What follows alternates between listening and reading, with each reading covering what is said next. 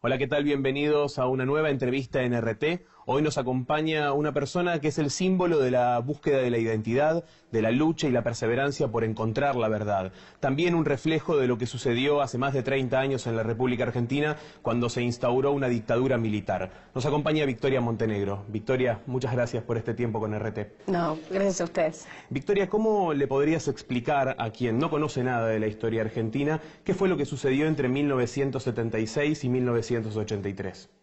Bueno, nuestro país tuvo una dictadura la más sangrienta de nuestra historia. En realidad la represión en nuestro país comienza en el 74, en el norte, de donde eran mis papás también. Y en el 76, a partir del golpe militar con la Junta, empieza lo que fue el plan sistemático de apropiación de bebés, donde se robaron 500 bebés nacidos en cautiverio o a los que nos separaron de nuestros papás.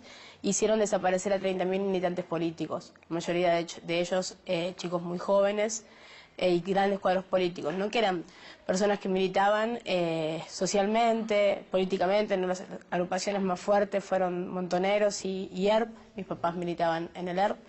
Y bueno, el 24 de marzo del 76 comienza esta dictadura que dejó miles de muertos y al día de hoy todavía casi 400 jóvenes desaparecidos. Cuando muchos escuchábamos tu historia, nos conmovimos y seguramente fue el reflejo de lo que le ha sucedido a muchísimas personas en esta sociedad argentina. ¿Cómo podrías resumir tu búsqueda por la verdad y cómo llegás a encontrarla? Sí, bueno, el mío es un caso más de más de 100, ¿no? Que somos los nietos recuperados por abuelas. En mi caso, puntualmente, yo nunca hice nada por buscar mi verdadera identidad. De hecho, todo lo contrario. A mí me crían un coronel del ejército, el coronel Tetzlaff, que además había sido el jefe del grupo de tareas que entra a nuestra casa y nos hace desaparecer. Nosotros desaparecimos antes del golpe militar, antes del 24 de marzo. Desaparecemos el 13 de febrero, cuando yo tenía 13 días. En un operativo que hace el ejército con la policía de la provincia de Buenos Aires. Ahí mis papás, bueno, ninguno de los tres volvió a aparecer hasta que a los 25 años me encuentran las abuelas de Plaza de Mayo. En realidad la búsqueda de abuelas comienza, en mi caso, en el 84, si no me equivoco, 85, cuando se presenta a la justicia con una denuncia anónima diciendo que el coronel Tetzlaff podría tener en su poder a una beba hija de personas desaparecidas.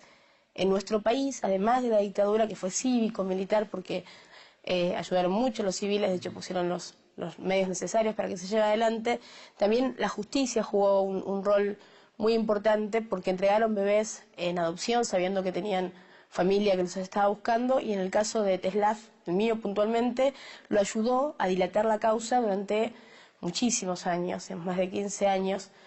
Desde la propia justicia lo ayudaban a que la causa no avance, ¿no? Bueno, hasta que la toma un juez, el juez Markevich, que fue el primero que realmente se comprometió, y de hecho es el primero que habla de un plan sistemático de apropiación de bebés. Porque también es importante que la gente sepa que cuando vuelve la democracia, si bien se juzgó nada más que a la cúpula, después se decreta la ley de punto final de obediencia de vida, en la que todos esos genocidas quedan en libertad. Y la idea que tenían, o lo que querían instalar en la sociedad, era que había que dejar ese pasado atrás y había que seguir. Las abuelas, las madres, los organismos de derechos humanos fueron los que durante todos esos años mantuvieron viva la lucha, el reclamo por los compañeros desaparecidos, que en realidad en los primeros años se los esperaba vivos, ¿no? Claro. Bueno, en esos años en nuestro país estaba la impunidad. Y no se hablaba de un plan sistemático de apropiación de bebés. Markevich es el primero que dice que no había casos sueltos, porque si bien había nietos que iban apareciendo, quedaban como casos sueltos, como personas que se habían robado a determinado bebé y sus papás estaban desaparecidos. Él es el primero que habla del plan sistemático. Y avanza en eso. Bueno, entre esos 5 nietos que encuentra Markevich, estaba yo. Tuve mucha resistencia los primeros años porque yo aparezco a los 25 años. Ya estaba casada, tenía mis 3 nenes. Y durante esos 25 años me habían enseñado que en nuestro país no había personas desaparecidas, que era todo un tema netamente político, que era todo mentira, y que las madres y las abuelas las movía el odio profundo que tenían por las Fuerzas Armadas, digamos. Esa era mi lógica. Entonces fue muy duro enterarme de la verdad. No la acepté en un principio, no quise conocer a mi verdadera familia. Yo nunca hice nada por aparecer, todo lo contrario. Siempre ayudé a la justicia a dilatar la causa para que mi apropiador no fuera preso, ¿no? De alguna manera vos creciste bajo una mentira, te criaron de una forma y te explicaron qué de la República Argentina. Bueno, a mí me habían dicho, yo crecí con quien era para mí mi papá, Germán, en los cuarteles, en Campo de Mayo, donde estuvieron secuestrados mis papás, en Martelli, bueno, en los cuarteles donde a él le iban saliendo los pases, ¿no? Y él siempre me había dicho que en nuestro país había habido una guerra y que ellos habían sido los soldados que habían entrado en guerra para ganar la paz. Que fue necesario, en algunos casos, eliminar a lo que era la subversión. Pero la subversión eran personas que no tenían alma, ¿no? No eran personas directamente, eran la subversión. Y que las madres y las abuelas eran la continuidad de esa subversión, pero la peor, la ideológica, la que quería instalar la duda de que nosotros, los hijos de las personas de las fuerzas, podríamos llegar a ser hijos de la subversión. Entonces, a mí me criaron siempre, yo lo cuento, para mí estaba Dios, San Martín y mi papá, en esa línea, ¿no? Porque mi papá era el mejor del mundo, gente que desde que tengo uso de razón, él siempre fue jefe en los cuarteles, no sé, medía 2 metros, pesaba 150 kilos, era rubio, de ojos verdes, digamos, era yo. Lo que sí siempre me enojaba mucho era que no me había parecido a él, digamos, que no había salido físicamente parecida ni a él ni a mi mamá. Los dos eran rubios, yo soy morocha, mis papás eran salteños. ¿Eso a vos te llamaba la atención? No, me enojaba porque me hubiera gustado parecerme a él, pero nunca yo, en los 25 años, más allá de la causa, hasta el momento que a mí me entregan el fallo, yo nunca tuve dudas que era hija biológica del matrimonio de Tesla Fe Duartes. Claro. No tenía dudas porque no existían las personas desaparecidas. Era un tema político y la política en mi vida no tenía no existía en mi vida. Y cuando surge ese examen médico que involucra a tu persona y que corrobora que sos 99,99% hija de otra persona, hasta ese momento no se sabía quién era tu padre, ¿tu primera reacción cuál fue? Me acuerdo que estaba en el juzgado, me acompaña mi marido, lloré muchísimo, lloraba, pero no lloraba no podía registrar que era hija de otras personas, lloraba de vergüenza. Tenía terror, de vergüenza y de terror de que mi papá no me quisiera más, porque esa subversión que nosotros habíamos odiado toda la vida, la tenía yo en la sangre, se había comprobado que yo era parte de eso tan sucio que era la subversión apátrida, comunista, digamos, una cosa, y lloraba de vergüenza, me da vergüenza decirle a mi marido que yo era hija de la subversión, porque así se lo dije, le digo, bueno, se comprobó, soy hija de la subversión. Y además mi miedo era que mi papá no me quisiera más. En ese momento yo tardé muchos años en poder entender que había vida, que había carne y huesos, porque la formación ideológica fue tan fuerte que vos lo anulás. Claro. Entonces, a veces es un poco complicado, pero es una pared. No sienten, no les duele. Entonces, las madres o las abuelas, bueno, ¿por qué no los cuidaron mejor?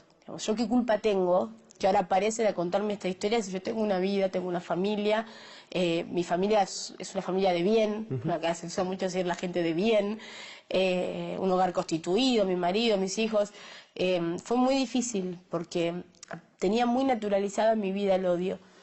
En ese sentido. Y ese vínculo con ese examen médico, esa explicación que te da tu apropiador, a quien vos en ese momento considerabas tu padre, ¿permitió en algún punto que empieces a indagar por la verdad o al contrario, te costó muchísimo tiempo llegar a ese momento en el cual asimilás la verdad como propia? Sí, la explicación que me da Germán ese mismo día, cuando vuelvo al juzgado y le digo que efectivamente se había comprobado que era hija de personas desaparecidas, me acuerdo que estaba durmiendo él, yo voy al su dormitorio y suspira y me dice, bueno, gracias a Dios, y me cuenta, me da el apodo, el nombre de guerra de mi abuela, me cuenta que lo estuvieron buscando mucho en el norte, y me corrobora que fue él el jefe del operativo, pero me dice que mis papás murieron esa misma noche, que entraron, hubo un enfrentamiento y bueno, murieron.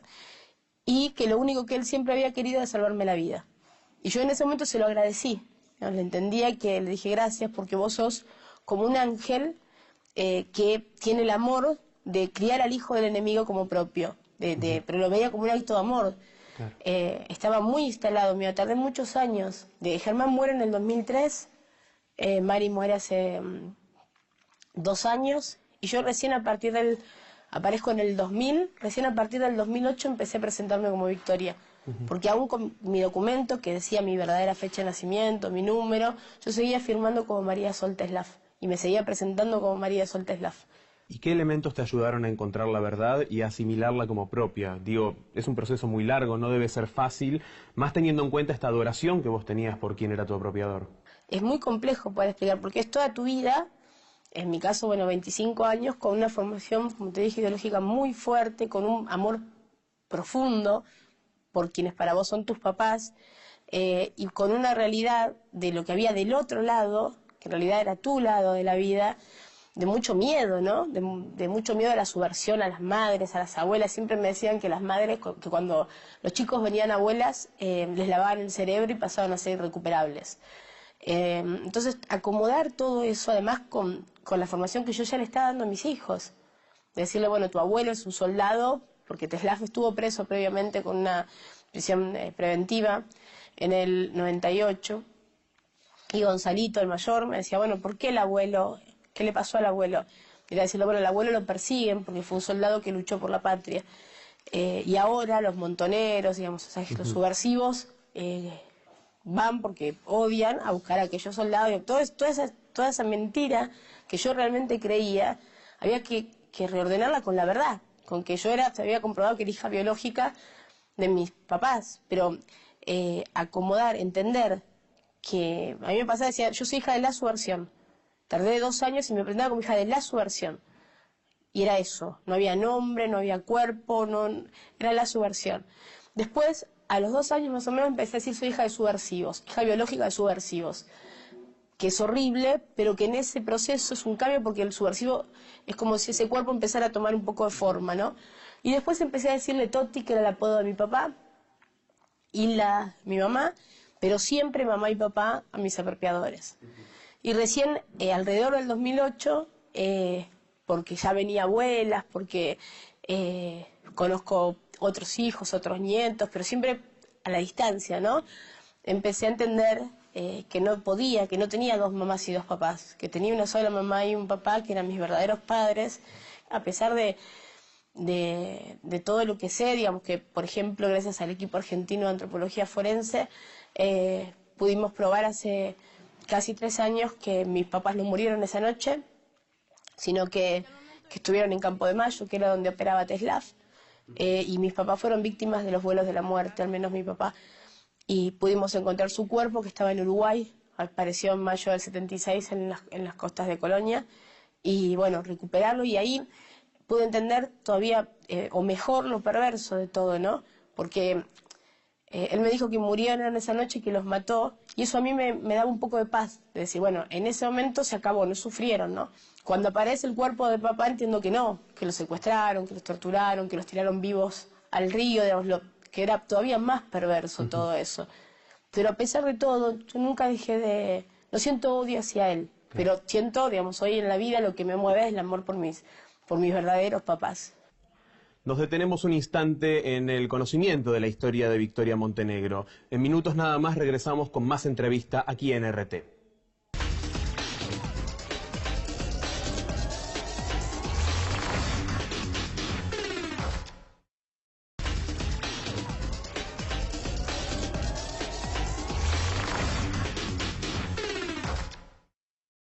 Continuamos con más entrevista aquí con Victoria Montenegro. Sobre eso quería preguntarte, ¿cómo reconvertís el vínculo cuando en su momento hablabas de un padre, que tenés que luego hablar de un apropiador, teniendo en cuenta que hubo una justicia que se encargó de plantear las responsabilidades penales que tuvo en su momento Tetzlaff? ¿Cómo se reconvierte ese vínculo y cuál es el pensamiento que hoy tenés de esa persona y de tu apropiadora también? Es muy importante que podamos...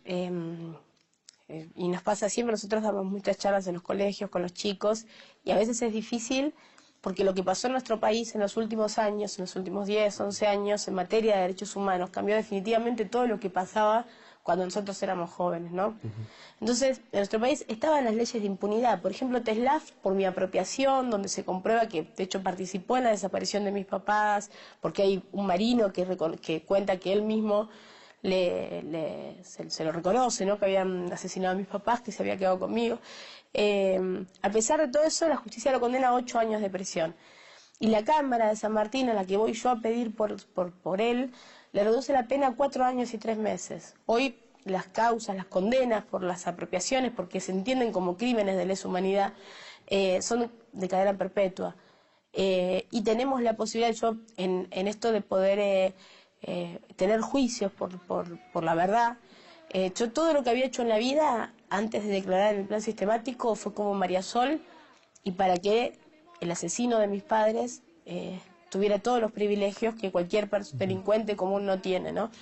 Y el poder declarar en el juicio como victoria por primera vez, poder denunciar a un fiscal que fue cómplice de TESLAF y que todavía era en ese momento presidente de la Cámara de Casación, un lugar muy importante en la justicia, poder poner toda esa mochila que era pesadísima y hacer algo por la memoria de mis papás, y ahí en ese lugar que es la justicia, gracias a eso, a que en nuestro país se pudieron abrir los juicios, realmente eso te permite dejar esa mochila enorme y entender desde otro lugar las cosas. Digamos, yo me dio mucha paz poder declarar en la justicia, más allá del dolor, obviamente, que es muy complejo, y hasta entender mejor lo que tiene que ver con la apropiación, el amor, digamos, que a veces se confunde. Uno dice, bueno, vos lo seguís queriendo porque te amaron. No, te secuestraron. A mí me mantuvieron a 2000 kilómetros de mi verdadera familia. Yo tenía mi familia, a mi mamá y a mi papá, que tenían 18 y 20 años, que me habían puesto un nombre, Victoria, porque ellos decían que la victoria está a la vuelta de la esquina. Entonces, pensaron y soñaron una vida para mí. Y me trajeron al mundo porque se amaban. Y esa familia, ellos la destruyeron y me implantaron otro nombre, María Sol, un apellido alemán, TESLAF, una ideología, porque además TESLAF su papá era nazi. Todo eso que no tenía nada, me llenaron de odios durante gran parte de mi vida, que no tenían nada que ver con la verdad. No los odio, digamos, pero no por el amor que me dieron, no los odio porque no está en mi naturaleza, claro. En nuestra naturaleza odiar. Cuando comprendés y asimilás la verdad como propia, tenés que hablar con tu familia, con tu marido, con tus hijos. De hecho, me pareció leer en algún momento que uno de tus hijos tenía similar edad a tu papá. Al momento de enterarse, estaba muy cerquita de esos 18, 20 años. ¿Cómo fue charlar con ellos? Calculo que también apoyada muchísimo en estas charlas que con los jóvenes tienen a través de abuelas. Sí, fue bastante complejo todo, porque cuando aparezco, en realidad le digo a los chicos, bueno, si se comprobó, soy hija biológica de la subversión, pero el abuelo sigue siendo el abuelo, porque no es que yo pude sentarme una vez con mis hijos y decirles lo que les digo hoy, sino el mismo proceso que yo hacía, lo compartía con mis hijos. Cuando podía, por ejemplo, escuchar a otro nieto u otro hijo y saber, a veces los sentaba, sobre todo a los dos más grandes, les decía, bueno, yo alguna vez te dije esto y esto y esto, porque realmente pensaba de esa manera. Hoy, porque pude hablar, porque pude ver, porque creo que esto que te dije estaba mal. Creo que no era así, que me equivoqué. Y también siempre los dejé para que ellos mismos puedan, digamos, mismo con TESLAF y con Mari, si querían ir a verlo, si querían ir a ver a su abuela, digamos, si ellos tienen vínculo, yo tengo una hermana mayor de mi apropiación, con la que tenemos vínculo, digamos, ideológicamente muy distantes, pero es mi hermana, digamos, yo la sigo queriendo, quiero mucho a mis sobrinos, pero es un proceso que fuimos acomodando de diferente manera los tres. Y digo la diferencia entre los dos mayores, que tienen esa gran contradicción porque la tienen, porque a ellos les duele mucho lo que hizo TESLAF, y les duele quererlo. Se nota cuando hablan de su abuelo, con la contradicción de saber que no es su abuelo, y además con lo difícil que es que la última foto de su abuelo, ellos ya son más grandes que sus abuelos. De hecho, cuando aparece el cuerpo de papá, mi hijo mayor tenía la misma edad que él. Es esta contradicción que a nosotros mismos nos genera, porque yo no podía entender cómo, digamos, lo que le había pasado a mi papá, la tortura, porque es muy fuerte recuperar los restos, y además saber, digamos, plenamente qué era lo que había pasado. Y cuando, digamos, no podía dejar de ver el cuerpo de mi hijo y la edad de mi hijo y lo terrible de esa dictadura que había agarrado nuestra juventud y le había hecho eso, tirarlos vivos al río, al mar, por ser militantes políticos. Mis hijos hoy militan, pintan murales, están en las escuelas, y es un abismo. No se me ocurriría ni por un instante que les pudiera pasar algo así, ¿no? ¿Y el reencuentro con tu verdadera familia cuando viajas al norte de la Argentina y conoces a quienes te estuvieron buscando tanto tiempo? A mi familia la conozco por primera vez en el 2001. Ellos vienen a Buenos Aires, me acuerdo que cancelamos varias veces, hasta que por último mi marido fue el que insistía, me decía, bueno, los ves una vez y ya está, y se termina. Aunque sea una vez, porque además la justicia te obliga a conocer a la otra parte. Cuando vienen a Buenos Aires, vienen todos mis tíos, mi papá era el menor de 8 hermanos, de 9 hermanos, se presentan, yo lo primero que hago es presentarme, como María Sol Tetzlaff Duarte, como hija de Germán, del coronel Germán Tetzlaff y de María del Carmen Duartes, y les digo que estoy ahí porque me obliga la justicia, que Germán y Mari son mis verdaderos padres, que los amo y que eso no va a cambiar nunca. Yo fui ahí únicamente porque me obligaba la justicia. ¿Y qué respuesta tuviste en ese momento? En ese momento me acuerdo que estaba el juez Markevich al lado mío y mi familia, todos mis tíos y 2 de mis primos, yo tengo un montón de primos, como 15, hicieron un sorteo entre todos y vinieron 2. Que después de muchos años me enteré que uno de ellos fue con fraude, hizo fraude. Ah, mira. Sí, digamos, de todos mis primos, el que más quiero, que es como un hermano, ¿no? Cuando les digo esto, me acuerdo que una de mis tías, mi tía Irma, se pone a llorar, ¿no? Pero no era llanto a gritos, se le caían las lágrimas. Y cuando la vi, sentí un dolor que parecía que se podía cortar en el aire, digamos, y fue la primera vez que entendí porque para mí todos ellos eran el enemigo, eran los culpables de que mi papá vaya preso. Y cuando la veo llorar, ahí fue también la primera vez que pude entender que había dolor más allá de lo que nos estaba pasando a nosotros por el tema de la justicia, ¿no? Que Germán iba a ir preso. Que había vida, digamos, todo esto fue la primera vez que sentí algo humano, porque para mí era todo netamente político y no tenía nada que ver con mi vida.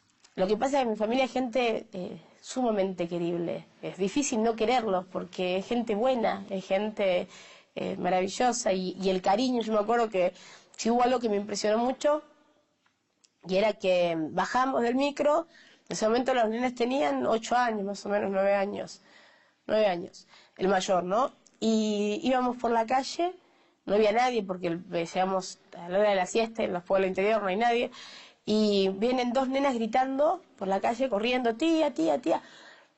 Y yo las miraba, que tendrían 8 o 9 años, me doy vuelta y no había nadie, estaba yo sola. Entonces vienen y me abrazan y me sentía, y me impactó mucho, porque yo sé que los chicos, tenían la de mis hijos, no pueden disimular un cariño, los chicos no van a... Realmente me querían. La ilusión que tenían siempre era que los 3 apareciéramos. De hecho, mi tía me cuenta que cuando aparezco fue el día más feliz y el más triste de su vida, porque me habían encontrado, pero era la confirmación de que su hermano ya no tenía vida, porque la única forma de que yo estuviera con un militar era que a mis papás los hubieran matado. Al momento de enterarte de la verdad y de comprender todo lo que ha sucedido, sin dudas tenemos que hacer referencia a las abuelas de Plaza de Mayo. Esas mujeres que luchan hace tanto tiempo y que sin su perseverancia, como hablábamos al principio de esta entrevista, no estaríamos hoy hablando con Victoria Montenegro. ¿Qué significan hoy, cuando ya conoces la verdad y la tomás como propia, las abuelas de Plaza de Mayo? No, siempre que me preguntan, tanto las abuelas como el equipo argentino de antropología forense, la verdad que uno no tiene una palabra, aunque a ellas no les gusta que les digan ni que son mujeres increíbles, pues dicen que son mujeres comunes que hacen lo que cualquier mujer haría cuando pierde un hijo, ¿no? Que es salir y luchar. Yo que tengo esta posibilidad después de haber pasado por el secuestro, la mayor parte de mi vida, por saber realmente con cuánto odio se hizo todo, ¿no? Tetzlaff tenía la costumbre de relatar lo que pasaba dentro de los campos de concentración. Después de haber pasado por todo eso y poder llegar a ser yo misma, ¿no? Mi identidad, la paciencia que tuvieron cuando yo venía y decía mi papá, que era una persona que además participó en muchísimos operativos, apropió otros bebés, digamos. Y ellas me esperaron todo ese tiempo, estos 8 años, con todas mis contradicciones, mis enojos, y siempre estuvieron las puertas abiertas y la posibilidad de conocer otros nietos, de saber más de mi historia, de mis papás, de todo lo que estas mujeres hicieron a partir de, creo, no me lo puedo imaginar, ¿no? Pero del dolor más terrible, que además no tiene que ver con la muerte de un hijo, con la desaparición. El derecho a la identidad, que está en la Convención Internacional de los Derechos del Niño, es a partir de la lucha de las abuelas de Plaza de Mayo, para entender que la identidad es un derecho. Antes no era un derecho. Lo que han hecho es un abanico de ampliación de derecho y de conciencia, no solamente para la Argentina, para el mundo, y además responder a tanto odio, a tanta muerte, con tanto amor, porque jamás tuvieron un solo acto de violencia teniendo enfrente al asesino de sus hijos y a quien tenía secuestrado a sus nietos, y al día de hoy la mayoría de ellas, que no los puedo encontrar, hace poquito se nos fue otra abuela, y la verdad es que uno siente obviamente la tristeza de las abuelas que se van sin encontrar a sus nietos, pero la fuerza que todavía nos dan ellas con 80 y pico de años, muchas viniendo todos los días acá a la casa de las abuelas y trabajando para que aparezcan los otros 400 hermanos que nos faltan, ¿no? Vos me comentabas que sos militante política, que tus hijos también participan en actividades partidarias. ¿Qué significa que la Argentina hoy tenga este tipo de mirada hacia los jóvenes, inclusive también hacia quienes participan con mayor edad y con mayor responsabilidad? ¿Cómo se observa un país en el marco también de Latinoamérica, que tiene una mirada bien diferente a lo que sucedía 35, 40 años atrás? Sí, creo que desde el primer momento, ¿no?, cuando asume Néstor Kirchner, que dice que él es parte de esa generación, empezamos a reconstruir un país que estaba quebrado, ¿no? Pero con esa bisagra que fue fundamental. Muchos cuestionan cuál fue el rol de Néstor con los derechos humanos. Él entendió que si nosotros no poníamos esa primer bisagra, la gente, cuando Néstor asume y recupera la ESMA y terminamos con la impunidad a partir de los juicios, o sea, había cosas más importantes para hacer, había que comer. Por nuestro país no había plata, no había comida, estábamos quebrados. Pero entendió que esa era la bisagra para que nunca más volviéramos a repetir la historia. Y a partir de ahí, de la memoria, la verdad y la justicia, pudimos ampliar un montón de derechos, pudimos volver a creer que era posible transformar la realidad, porque es eso, es la política, por lo cual luchaban esos chicos, esos jóvenes que hoy están desaparecidos. Victoria, gracias por estos minutos con RT. No, gracias a ustedes. Compartíamos la historia de Victoria Montenegro. Gracias a ustedes por acompañarnos. Nos reencontramos en cualquier momento.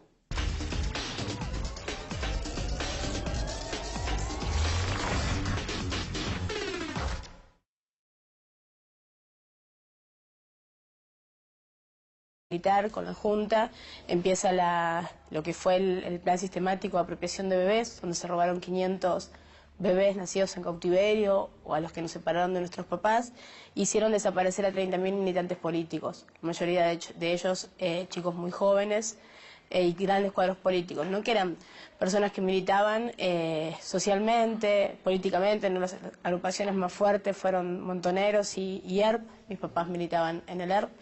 Y bueno, el 24 de marzo del 76 comienza esta dictadura que dejó miles de muertos y al día de hoy todavía casi 400 jóvenes desaparecidos. Cuando muchos escuchábamos tu historia, nos conmovimos y seguramente fue el reflejo de lo que le ha sucedido a muchísimas personas en esta sociedad argentina. ¿Cómo podrías resumir tu búsqueda por la verdad y cómo llegás a encontrarla? Sí, bueno, el mío es un caso más de más de 100, ¿no?, que somos los nietos recuperados por abuelas. En mi caso, puntualmente, yo nunca hice nada por buscar mi verdadera identidad. De hecho, todo lo contrario. A mí me crían un coronel del ejército, el coronel Tetzlaff, que además había sido el jefe del grupo de tareas que entra a nuestra casa y nos hace desaparecer. Nosotros desaparecimos antes del golpe militar, antes del 24 de marzo. Desaparecemos el 13 de febrero, cuando yo tenía 13 días. En un operativo que hace el ejército con la policía de la provincia de Buenos Aires. Ahí mis papás, bueno, ninguno de los tres volvió a aparecer hasta que a los 25 años me encuentran las abuelas de Plaza de Mayo. En realidad la búsqueda de abuelas comienza, en mi caso, en el 84, si no me equivoco, 85, con la democracia, si bien se juzgó nada más que a la cúpula. Después se decreta la ley de punto final de obediencia de vida, en la que todos esos genocidas quedan en libertad. Y la idea que tenían, o lo que querían instalar en la sociedad, era que había que dejar ese pasado atrás y había que seguir. Las abuelas, las madres, los organismos de derechos humanos fueron los que durante todos esos años mantuvieron viva la lucha, el reclamo por los compañeros desaparecidos, que en realidad en los primeros años se los esperaba vivos, ¿no? Claro. Bueno, en esos años en nuestro país estaba la impunidad y no se hablaba de un plan sistemático de apropiación de bebés. Markevich es el primero que dice que no había casos sueltos, porque si bien había nietos que iban apareciendo, quedaban como casos sueltos, como personas que se habían robado determinado bebé y sus papás estaban desaparecidos. Él es el primero que habla del plan sistemático. Cuando se presenta a la justicia con una denuncia anónima diciendo que el coronel Tetzlaff podría tener en su poder a una beba hija de personas desaparecidas. En nuestro país, además de la dictadura que fue cívico-militar, porque ayudaron mucho los civiles, de hecho pusieron los medios necesarios para que se lleve adelante, también la justicia jugó un rol muy importante porque entregaron bebés en adopción sabiendo que tenían familia que los estaba buscando, y en el caso de Tetzlaff, el mío puntualmente, lo ayudó a dilatar la causa durante muchísimos años, en más de 15 años, desde la propia justicia lo ayudaban a que la causa no avance, ¿no? Bueno, hasta que la toma un juez, el juez Markevich, que fue el primero que realmente se comprometió, y de hecho es el primero que habla de un plan sistemático de apropiación de bebés, porque también es importante que la gente sepa que cuando vuelve...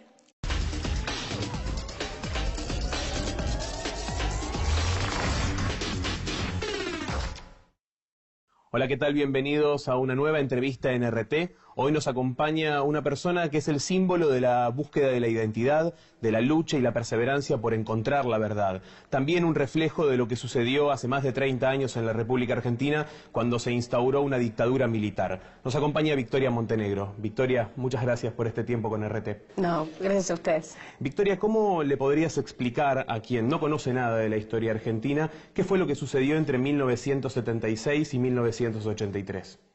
Bueno, nuestro país tuvo una dictadura, la más sangrienta de nuestra historia. En realidad la represión en nuestro país comienza en el 74, en el norte, de donde eran mis papás también, y en el 76, a partir del golpe militar.